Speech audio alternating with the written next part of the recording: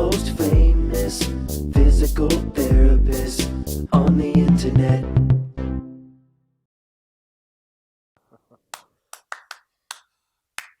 All right, there you got it. One- Hi, folks. I'm Bob Schroep, physical therapist. Brad Heineck, physical therapist. We're the most famous physical therapists on the internet. In our opinion, of course, Bob. After cast removed from hand and wrist, these are the best 5 stretches for success. Yes. I wish that rhymed somehow, but it doesn't. Well, I'm not a poet, Bob. By the way, if you're new to our channel, please take a second to subscribe to us. We provide videos on how to stay healthy, fit, pain-free. You upload every day. Also, you're going to want to join us on our social media channels because, yes, Brad, we are always giving something away. There you go. If you go to bobandbrad.com and go to our giveaway section, you'll see it there.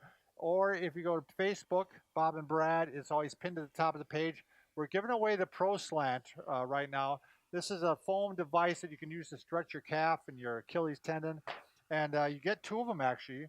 And they're nice. They work out really well. I mentioned before in other videos that my wife has one below her desk, and she's using it to stretch out her calves while she's working. There is going to be people across the nation having these under their workstation, stretching out. That's right. It's going to be the late next fad. There we go. Anyways, so we're going to talk about wrist range of motion and finger. Right. It's been a couple years since we did a video on this, and what really got me going on it was I just started working with a patient in the last month or so. He was 73 years old, out in the woods working his chainsaw, and it got away with him. And the chainsaw, buzzing away full speed, went right across his palm and opened it right open.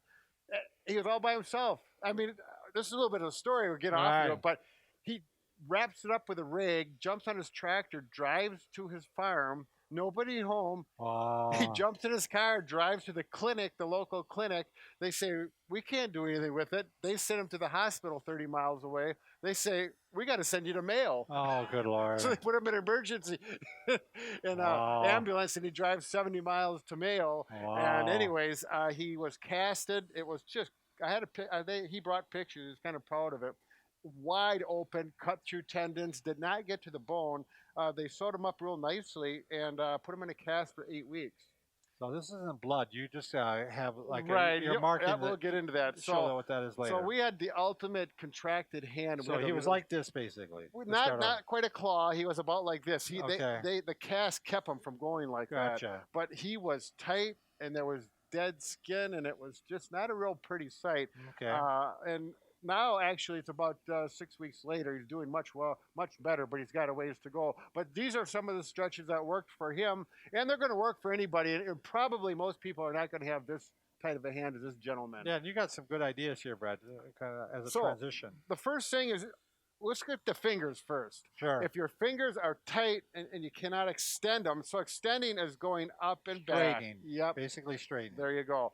So you want to work each finger individually, and actually you may work each joint, if you can see that. I'm not going to go through every finger because they all have the same number of joints, but you try to get each joint and each finger at least to neutral, which is straight. Right. You know, and this may take a week or may take even longer than that, or it may come sooner, but you want to work each finger so they can get it straight. And then the thumb's a little bit different. It has one less joint. So you work here and then you work here. And this is pretty important for the thumb. This right here.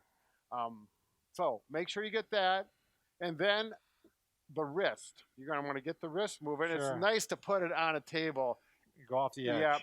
And then don't worry about the fingers and do the wrist as you can. So he's going into flexion this and way, also stretching into extension. Right. Yep. And the extension is critically important. Really. Right. I mean, if you're going to grip things again, you need to have full extension. Yep. And it'll work both ways. Hopefully it all comes. It depends on your injury. If it was at a wrist, hand. What I found is the next step I always used to do is put people on a table and then kind of see if they can flatten out this way. Mm-hmm. Well, if you're too tight, that's too much too soon. It just didn't work for this gentleman at all. So we took something soft. You can use a flat ball that's kind of flat. Sure. Put it on there so it kind of naturally goes around there. And then you push like right in your middle knuckle with the other hand and see how that... Show from the side, Brad. Yeah. So you can see it gradually pushes into extension as opposed to how abruptly you are on a hard surface. Right. So this is kind of a neat idea, using a soft surface to help stretch the... it has give, so you can actually do mobilizations. 1, 2, 3. Yeah, I can and see the how that would fingers work out sink really in. good. If you don't have that, you could use a pillow like this. We've got our I'll good flip day it this way pillow. so There, you can see what you're doing. there we go. We'll put it on here. And you do the same thing. The pillow gives it so it's not so aggressive and it's a little more tolerating. And you're going to work that until you can get down to a firm surface. So I could see this actually even, after someone who's had a stroke. Sure. And they have a spastic hand and Yep. they're going into flexion. That would be a great way to gradually get into Right. extension that way too. Exactly. So Yep, this is not just for casts. no, Cast it's remover, yeah. anybody who's really got a tight hand, I would say, Sure. and if they're allowed to stretch, go Yep. ahead and do this.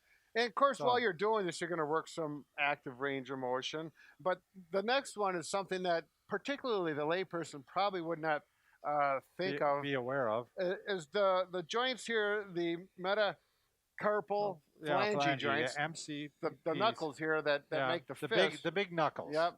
Between these bones, there should be movement. Now I'm going to put this down. This is why I have the red on my hand. I'm going to try and stabilize this knuckle by putting it right on the edge of this table Yeah, or cupboard. the table's holding it. Yep. And now I'm going to put a little weight through there. Now this knuckle I'm going to grab with a pincer grip right there, and I'm going to move it up and down. Now you should be able to see, hopefully, that there's movement. This joint is moving. This one is stabilized the best I can get it. Yeah, it's moving a little bit, but you can see the great amount of movement is happening where you got your thumb, and Right. where you're pushing, So you do that joint, then you slide over. and then you get the next joint. Get the next one over, and get the last one. That one I can feel the most movement Now on you it. could go to the other side of the table. Sure, yeah, we could go over work it, here. and then work Yep. it that way too. Yep, Oh yeah, actually, that makes a little more sense. you got to huh? reach over your body. That's a little Right. bit, but you'll feel the movement there. Yep. And there should be that, and that helps you with your full total grip. And that's where the joint tightness occurs. In the joint itself, there's Sure. a capsule, a tight Yep. capsule, and so that's where if you can move the individual joints, you're going to get better motion overall. And of course, the thumb. Do not forget the thumb. That's a little easier. You can grab it here and get that moving. The opposing thumb, that's responsible for all your grip and whatnot. So make sure you get those joints as much range of motion as you can. And then the last thing, it's not the complete last thing, but one thing you want to get into is functional practice. Easy things Sure. first. Fine motor, like playing cards, Sure. Once you can start gripping and touching here, you want to be able to coordinate things. There may be some numbness, some tingling, scar tissue healing, nerves that are healing up. Play cards. You can wash dishes, get them in some warm water. Watch out for the knives. Get the knives out of there. But that's what it's nice about dishes is because you actually are using the warm water to heat things up a little Sure. bit, so it might stretch a little bit. Right. I've seen people like just take a magazine and have to move each page. Sure. There you go. It just has to involves coordination and Yep. trying to move it. So Working on a keyboard, shooting baskets. You can take that ball and you can slap the hand on there so it spreads it over. Shooting baskets, making sure you get that.